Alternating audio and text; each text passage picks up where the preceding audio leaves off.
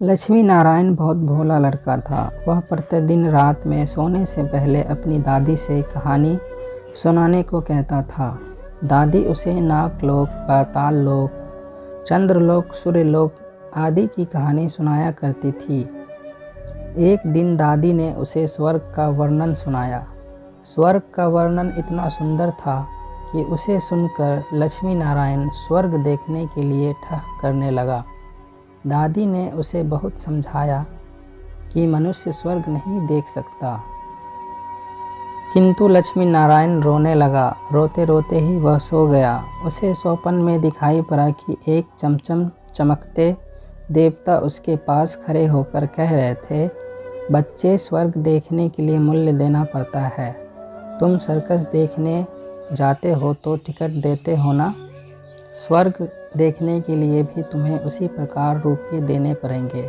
स्वप्न में ही लक्ष्मी नारायण सोचने लगा कि मैं दादी से रुपये मांग लूँगा, लेकिन देवता ने कहा, स्वर्ग में तुम्हारे रुपये नहीं चलते, यहाँ तो भलाई और पुण्य कर्मों का रुपया चलता है।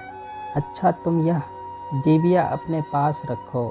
जब तुम कोई अच्छा काम करोगे तो इसमें 1 रुपया आ जाएगा, और जब कोई बुरा काम करोगे तो 1 रुपया इसमें से उड़ जाएगा। जब यह डिबिया भर जाएगी तब तुम स्वर्ग देख सकोगे। जब लक्ष्मी नारायण की नींद टूटी तो उसने अपने सिरहाने सचमुच एक डिबिया देखी। डिबिया लेकर वह बड़ा प्रसन्न हुआ। उस दिन दादी ने उसे 1 पैसा दिया। पैसा लेकर वह घर से निकला।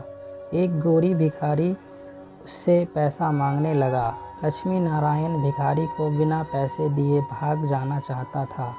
इतने में उसने अपने अध्यापक को सामने से आते देखा।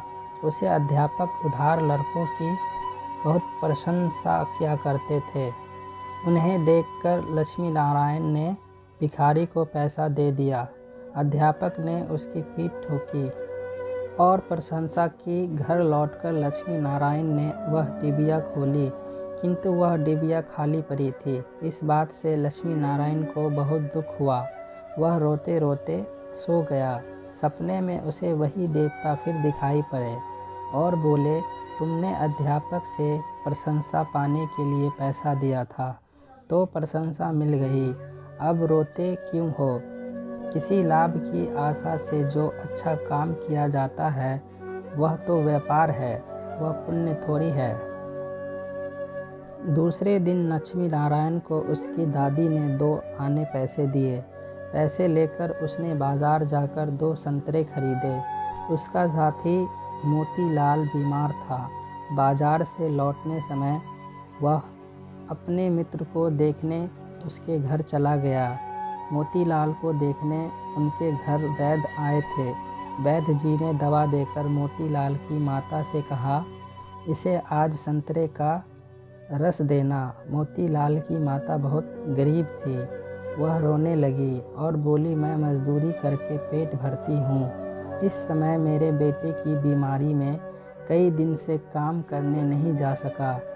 मेरा पास संतरा खरीदने के लिए पैसा भी नहीं है। लक्ष्मी नारायण ने अपने दोनों संतरे मोतीलाल की माँ को दे दिए। वह लक्ष्मी नारायण को आशीर्वाद देने लगी।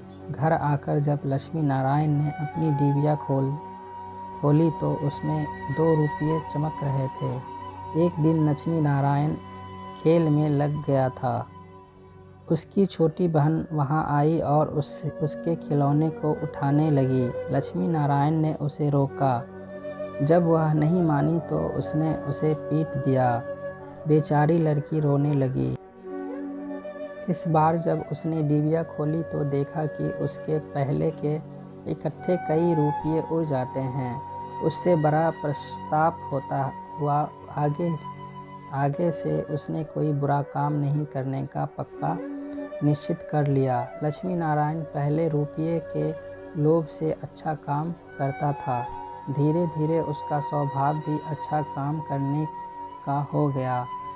अच्छा काम करते करते उसकी डिबिया रुपयों से भर गई। वह स्वर्ग देखने की आशा से प्रसन्न होता। उस डिबिया को लेकर वह अपने बगीचे में पहुंचा। लक्ष्मी नारायण ने देखा कि बगीचे में पेड़ के नीचे बैठा हुआ एक बूढ़ा साधु रो रहा है। वह दौड़ता हुआ साधु के पास गया और बोला, बाबा आप क्यों रो रहे हैं? साधु बोला, बेटा जैसी डिबिया तुम्हारे हाथ में है वैसी ही एक डिबिया मेरे पास थी। बहुत दिन परिश्रम करके मैंने उसमें रुपया से भरा था। बड़ी आशा थी कि उसके रुपयों से स्वर्ग देखूंगा, किंतु आज गंगा जी में स्नान करते समय वह डिबिया पानी में गिर गई। लक्ष्मी नारायण ने कहा, बाबा आप रो मत, मेरी डिबिया भी भरी हुई है, आप इसे ले लो। साधु बोला, तुमने इससे बड़े परिश्रम से भरा है, तुम्हें इससे देने से दुख होगा।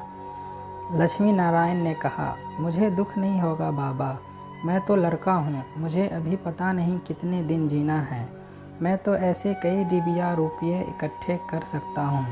आप बूढ़े हो गए हैं, आप अब दूसरी डिबिया पता नहीं भर पाओगे या नहीं, मेरी डिबिया ले लीजिए।